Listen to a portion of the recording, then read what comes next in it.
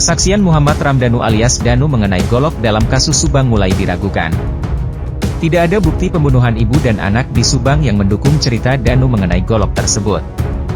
Pengacara Yosef Hidayah, Arigi, menyatakan bahwa lokasi pembuangan golok sudah diketahui, namun dalam pencarian yang dilakukan polisi di halaman belakang rumah korban, golok yang dimaksud Danu tidak ditemukan.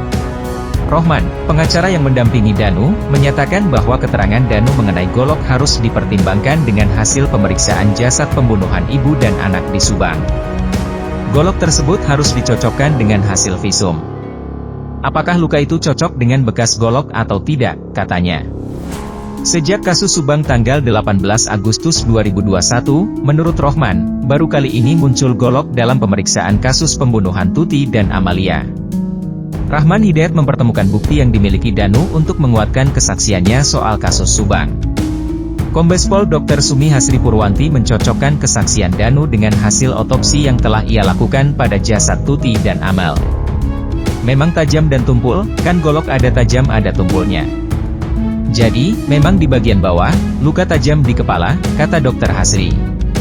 Ia mengaku menemukan luka akibat benda tajam di bagian jidat atau dahi serta wajah.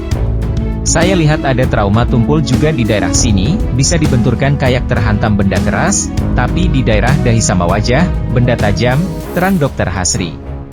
Sementara penyidik Direktorat Kriminal Umum Polda Jabar kembali mendatangi lokasi pembunuhan ibu dan anak di Subang, Dusun Ciseti, Kecamatan Jalan Cagak. Petugas mencari keberadaan golok seperti yang diceritakan Danu. Tapi selama 3 jam pencarian, polisi justru tidak menemukan golok yang dimaksud Danu sebagai bukti pembunuhan ibu dan anak di Subang. Polisi mencari keberadaan golok tersebut di halaman belakang rumah Tuti dan Amel.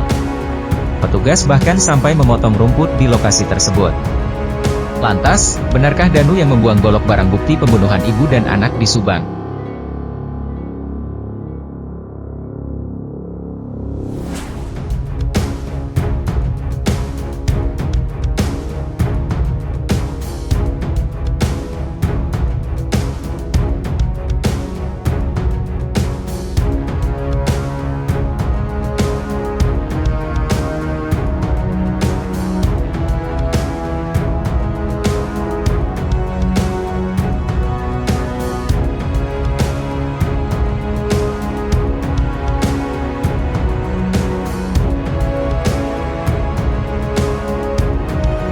Sobat Ini Info, bagaimana tanggapan kalian? Tulis di kolom komentar ya.